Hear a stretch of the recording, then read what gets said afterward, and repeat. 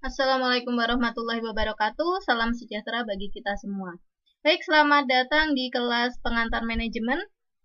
Pada kali ini kita masuk di sesi 4 ya, atau pertemuan keempat.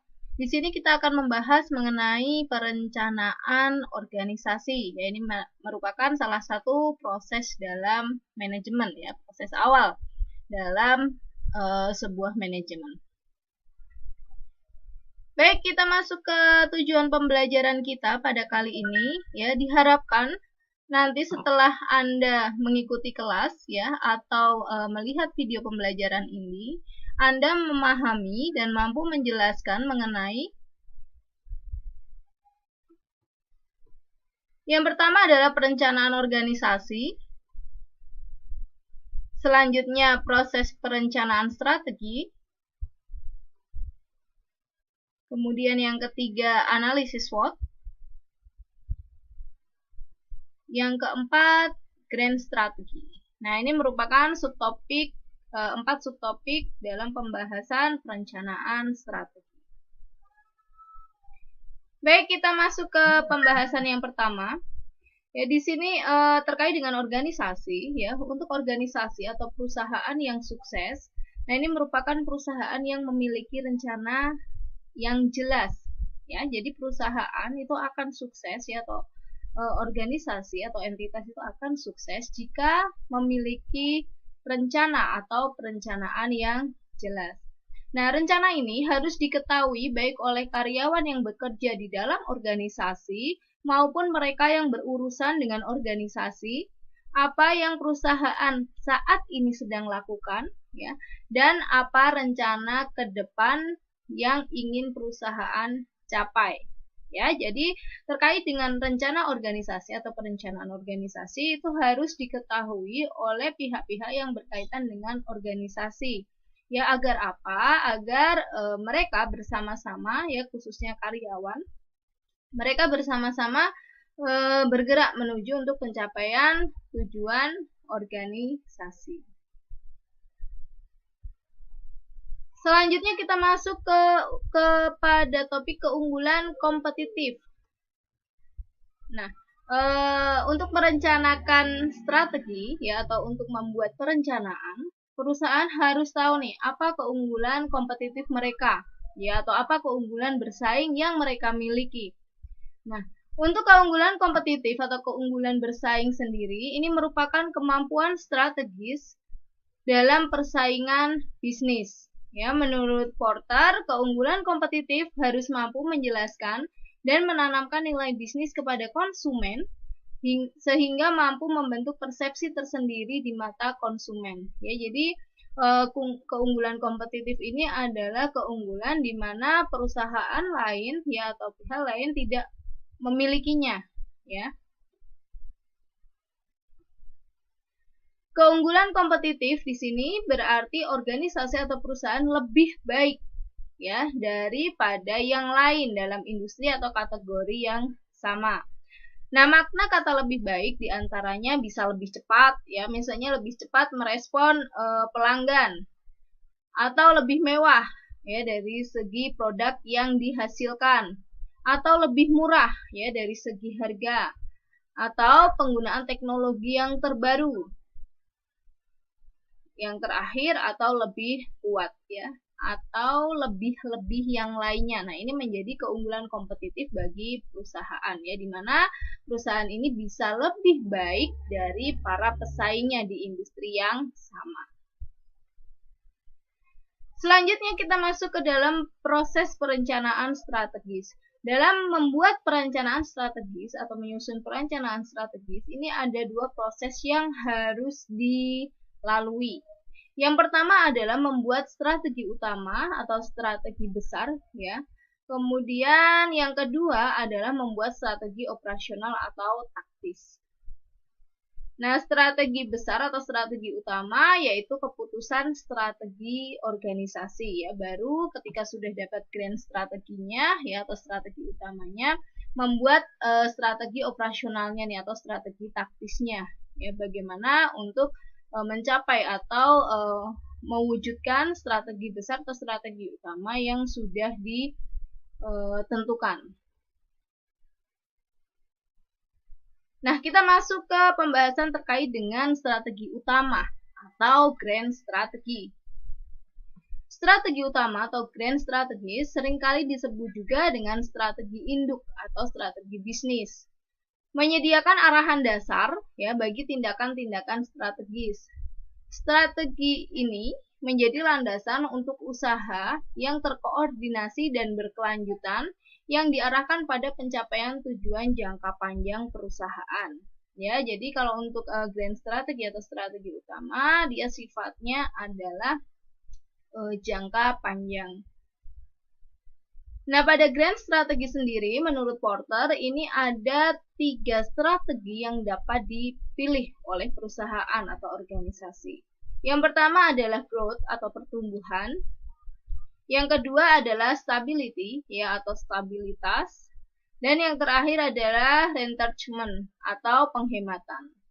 Nah, ini merupakan 3 grand strategi menurut Porter ya yang bisa diimplementasikan di dalam perusahaan. Nah, ini kita akan bahas satu-satu terkait dengan grand strategi menurut Porter. Yang pertama, growth atau pertumbuhan. Strategi perusahaan yang sering dicari adalah strategi yang dirancang untuk mencapai pertumbuhan dalam penjualan, aktiva, laba, atau kombinasi dari semuanya ya. Jadi secara umum perusahaan itu suatu perusahaan yang ingin dicapai itu apa? Pertumbuhan laba, ya, pertumbuhan penjualan, ya, pertumbuhan aset atau kombinasi dari ketiga poin tersebut. Pertumbuhan adalah strategi yang paling berpengaruh karena yang pertama, perusahaan yang sedang tumbuh dapat menutupi kesalahan dan ketidakefisienan dengan mudah. Aliran pendapatan yang terus berkembang ke dalam perusahaan dapat menciptakan sumber daya yang dapat dipakai untuk menyelesaikan masalah dengan cepat. Nah, ini ya, jadi kelebihan dari growth strategies ini dia lebih cepat ya untuk menutupi kesalahan atau lebih cepat untuk menyelesaikan masalah ya, karena untuk growth strategi sendiri ya masuknya pendapatan ke dalam perusahaan ya atau organisasi itu tinggi atau terus berkembang. Kemudian yang kedua ya terkait dengan growth strategies, perusahaan yang sedang berkembang menawarkan banyak peluang bagi kemajuan, promosi dan pekerjaan-pekerjaan yang menarik. Selanjutnya, untuk pertumbuhan organisasi dapat ditempuh melalui keputusan-keputusan integrasi maupun diversifikasi seperti yang pertama, menambah lini produk. Ya. Kemudian ekspansi ke negara lain, ya, atau perluasan usaha ke negara lain. Kemudian membeli perusahaan lain.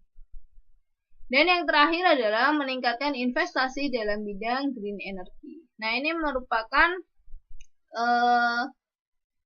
cara yang dapat ditempuh pada untuk mencapai pertumbuhan organisasi. Selanjutnya kita masuk pada strategi yang kedua, yaitu strategi stabilitas. Perusahaan akan mempertahankan status quo, ya, mereka akan melanjutkan apa yang telah mereka lakukan sampai saat ini. Tidak ada yang akan berubah, tidak ada peningkatan jumlah produksi, tidak ada pangsa pasar baru, dan tidak ada penambahan jumlah karyawan. Perusahaan dengan posisi kompetitif yang kuat dalam industri dan memiliki daya tarik cukup tinggi mungkin tidak akan mengejar perubahan yang signifikan dalam strategi perusahaannya. Ya, jadi kalau strategi yang kedua adalah strategi stabilitas. Jadi perusahaan akan mempertahankan strateginya, ya, atau dia tidak akan meningkatkan produksinya, ya, tidak akan mencari pangsa pasar baru, tidak akan menambah jumlah karyawannya, karena memang perusahaan ini ya yang menggunakan strategi stabilitas ini berada pada posisi kompetitif yang kuat. Ya, jadi dia memiliki keunggulan kompetitif yang sangat baik dalam industri yang memiliki daya tarik yang cukup tinggi. Nah, posisinya sudah posisi yang sangat baik ya. Nah, maka dari itu untuk perusahaan dalam kondisi tersebut atau kondisi di mana posisi kompetitifnya kuat dan memiliki daya tarik yang cukup tinggi, ya, dia akan mempertahankan apa yang telah dilakukan sampai saat ini. Contohnya, ya, ini ada perusahaan Dell Computer, ya, komputer merek Dell. Nah, Dell Computer menggunakan strategi stabilitas setelah strateginya menghasilkan pertumbuhan yang tidak dapat diatasi. Jadi awalnya Dell menggunakan growth strategis, ya. Nah, Dell tumbuh sebesar 285%. Ya, pertumbuhannya sangat-sangat besar, ya, lebih dari 100%, yaitu mencapai 285% dalam jangka waktu 2 tahun. Nah, sayangnya Dell mengalami kesulitan, ya, untuk memenuhi kebutuhan, ya, dengan pertumbuhan yang sangat besar tersebut. Nah, ini, ya, Dell tidak mampu mempertahankan kebutuhan sejumlah 2 miliar US dollar, ya, untuk memenuhi pertumbuhan 285% ini. Dell harus mempersiapkan dana sebesar 2 miliar US dollar dan dia tidak sanggup. Nah, oleh karena itu Dell berhenti menggunakan strategi pertumbuhan untuk menunda sampai perusahaan mampu mempekerjakan manajer baru, memperbaiki struktur, dan membangun fasilitas baru untuk memenuhi kebutuhan pasar. Ya, jadi awalnya Dell menggunakan growth strategies, ya, sampai dengan pada kondisi, ya, di mana pertumbuhannya sangat cepat mencapai 285% dalam jangka waktu 2 tahun. Nah, untuk menutup kebutuhan tersebut Dell harus mempersiapkan dana 2 miliar US dollar tadi. Nah, karena Dell merasa tidak sanggup atau tidak mampu, ya, maka Dell menghentikan penggunaan strategi pertumbuhan, ya, dan Dell beralih pada stabilitas strategi, atau stability strategis, ya, di mana Dell menggunakan stability strategis sampai dengan Dell mampu untuk mempekerjakan manajer baru, memperbaiki struktur, dan membangun fasilitas baru untuk memenuhi kebutuhan pasar. Selanjutnya kita masuk ke grand strategi yang ketiga, yaitu retrenchment atau penghematan.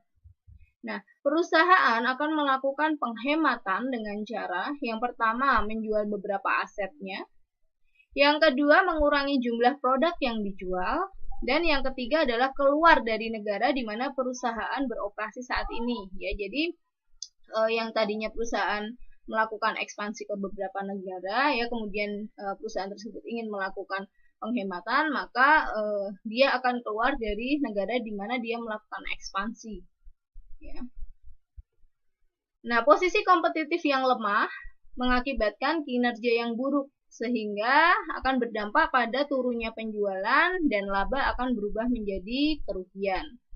Jika ini terjadi, manajemen dapat mengikuti salah satu dari beberapa strategi pengurangan, yaitu penghematan. Di antaranya adalah strategi berputar, kemudian jual habis, ya, jual habis seluruh asetnya, atau likuidasi. Nah, ini merupakan strategi-strategi pengurangan, ya, yang bisa digunakan oleh perusahaan jika memang mengalami kondisi di mana laba sudah beralih menjadi rugi atau mengalami kerugian. Nah, kita masuk ke contoh di sini. Texac Incorporation menghadapi kesulitan serius dan perusahaan didesak untuk melaporkan kebangkrutan. Ya. Nah, CEO James Skinner berinisiatif melakukan strategi berputar. Nah, ini kita coba mencontohkan, ya, strategi yang diambil, yaitu strategi berputar dengan menjual lini produk marginalnya, mengurangi biaya, dan memotong penggajian hampir sepertiganya. Nah, ini jadi yang dilakukan oleh CEO-nya atau James Skinner, dia mempertahankan perusahaannya atau mempertahankan Texac Incorporation-nya dengan melakukan strategi berputar, di mana lini produk marginalnya dijual, biaya dikurangi, ya, biaya-biaya semuanya dikurangi, dan memotong penggajian hampir sepertiganya. Nah, selanjutnya James Skinner memperluas eksplorasi minyak dan memperbaiki fasilitas-fasilitasnya untuk menghasilkan bahan bakar yang lebih bersih. setelah 7 tahun strategi tersebut mampu menunjukkan hasil. Ya, jadi strategi berputar ini adalah dengan salah satu caranya yang digunakan James adalah menjual lini produk, kemudian mengurangi biaya, memotong penggajian hampir sepertiganya. Nah, kemudian dana tersebut digunakan untuk lini produk yang lebih istilahnya prospek, ya. Nah, di sini James memilih eksplorasi minyak, kemudian memperbaiki fasilitas-fasilitasnya untuk menghasilkan bahan bakar yang lebih bersih. Nah, dan ini menguntungkan ya untuk Tesac Incorporation. Selanjutnya kita masuk ke dalam analisis SWOT. Nah, analisis SWOT di sini adalah teknik atau metode perencanaan strategi yang bertujuan untuk mengevaluasi. Yang pertama adalah strength atau kekuatan. Kemudian yang kedua adalah weaknesses atau kelemahan-kelemahan. Kemudian yang ketiga opportunities ya atau kesempatan ya atau peluang. Kemudian yang keempat adalah threats atau ancaman yang dimiliki oleh suatu perusahaan. Nah, untuk strength dan weakness sendiri ini merupakan dua faktor yang berasal dari internal perusahaan, dan opportunities ya serta threats ini merupakan faktor yang berasal dari eksternal. Jadi ketika perusahaan ingin menyusun strategi ya,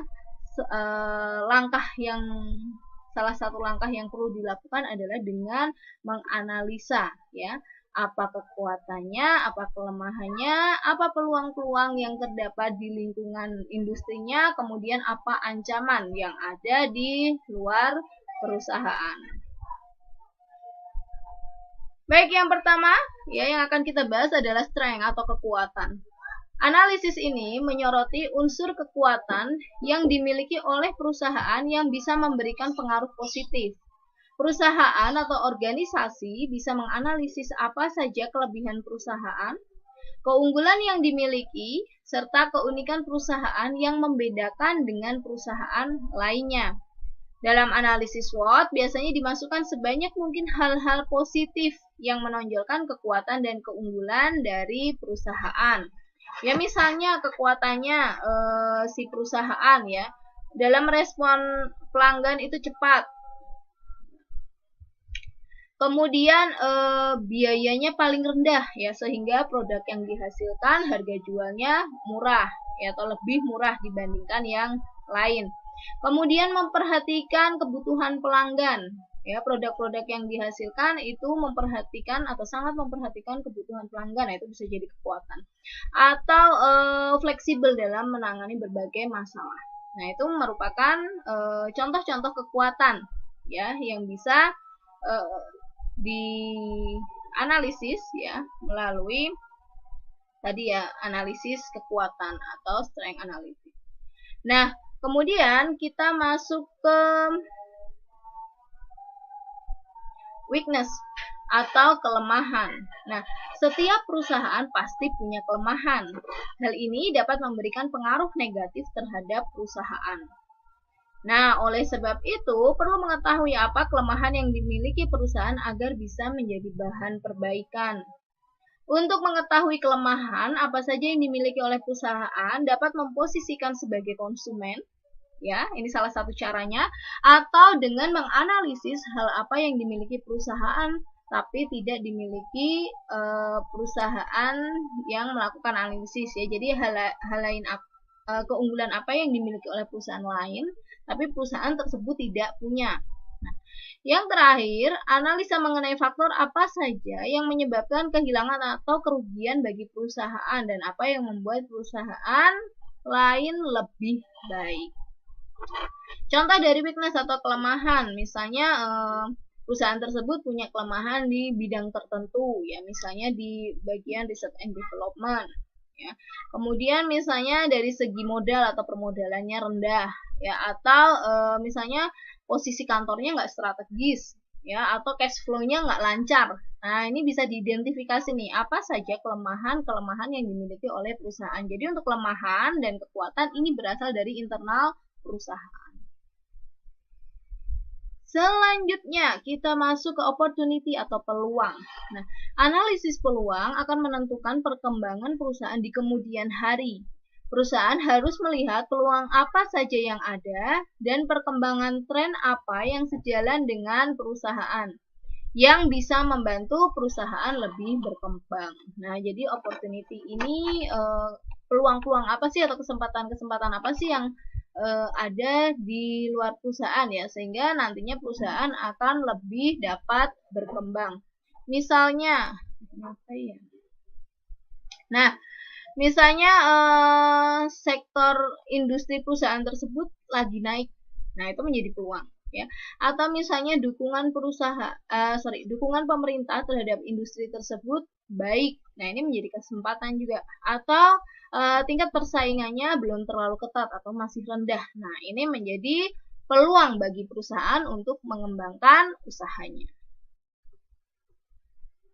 Selanjutnya kita masuk ke analisis yang keempat, ya, threat atau ancaman. Analisis ancaman mencakup hal-hal apa saja yang mungkin dihadapi perusahaan yang dapat menghambat perkembangan perusahaan. Perusahaan harus melihat apa saja ancaman yang ada agar dapat menentukan apakah bisnis dapat bertahan atau tidak. Nah, sama dengan tadi opportunities ya, untuk threat sendiri dia berasal dari luar perusahaan ya, atau berasal dari eksternal perusahaan. Nah, contohnya terkait dengan ancaman, misalnya perkembangan teknologi yang sangat cepat. Nah, itu menjadi ancaman ya bagi perusahaan yang memang tidak mampu untuk mengikuti perkembangan teknologi.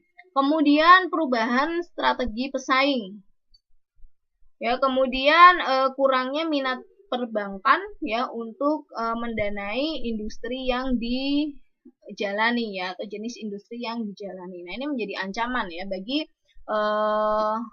perusahaan ya untuk mengembangkan usahanya. Baik, selanjutnya kita masuk ke dalam pelaksanaan analisis SWOT. Pada perusahaan yang sangat besar, perlu waktu lama untuk melaksanakan analisis SWOT. Terkadang perusahaan membutuhkan konsultan atau fasilitator luar dalam melakukan analisis SWOT. Tujuannya agar analisis benar-benar dilaksanakan secara objektif untuk melengkapi faktor-faktor yang dimasukkan ke dalam setiap kategori. Nah, ini untuk pelaksanaan analisis SWOT ya, terkadang perusahaan memang tidak mampu untuk melakukan analisisnya sendiri ya. Salah satu faktornya ya tadi ya, kenapa pakai luar, karena hasil yang diperoleh ya dari fasilitator atau konsultan itu akan lebih objektif dibandingkan melakukan analisis secara mandiri atau melakukan analisis sendiri.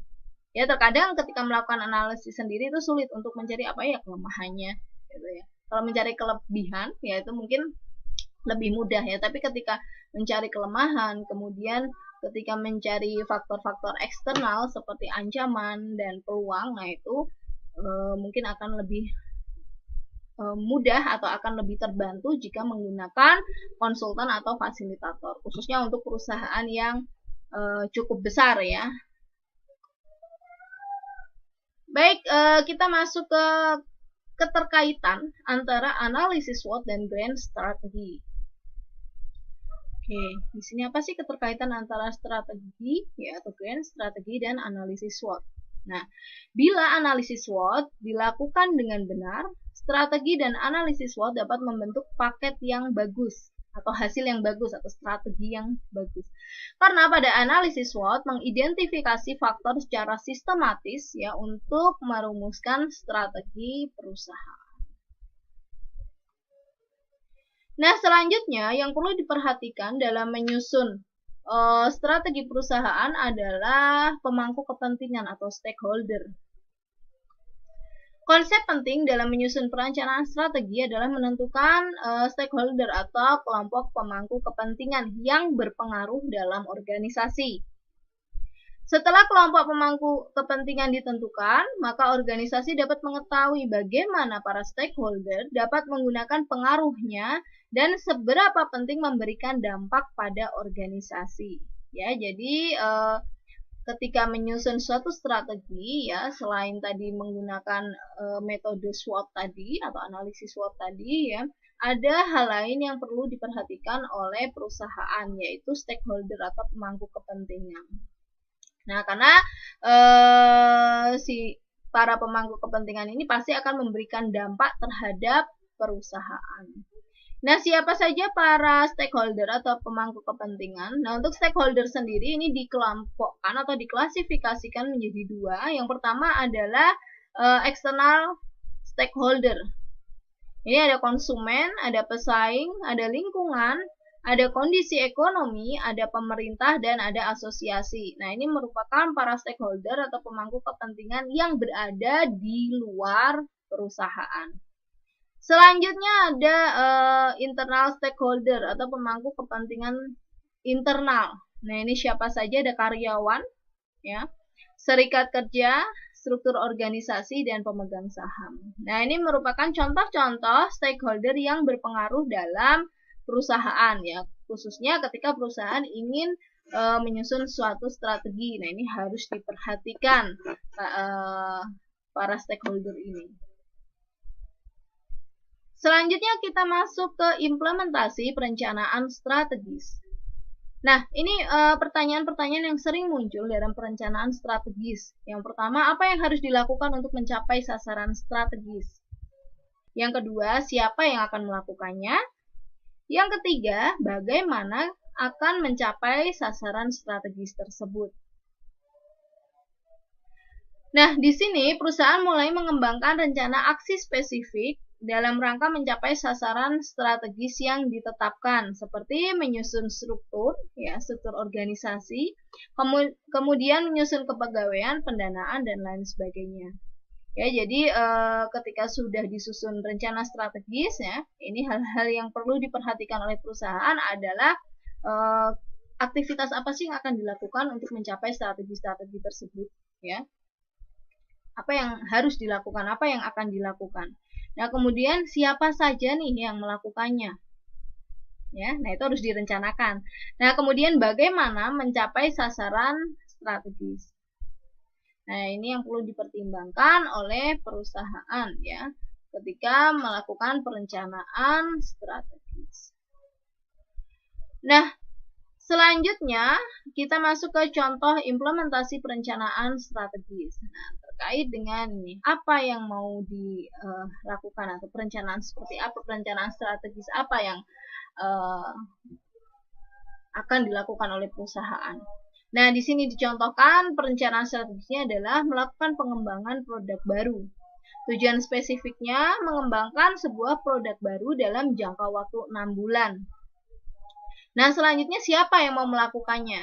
Atau siapa yang akan terlibat ya dalam rencana strategis pengembangan produk baru? Nah, ini dicari nih.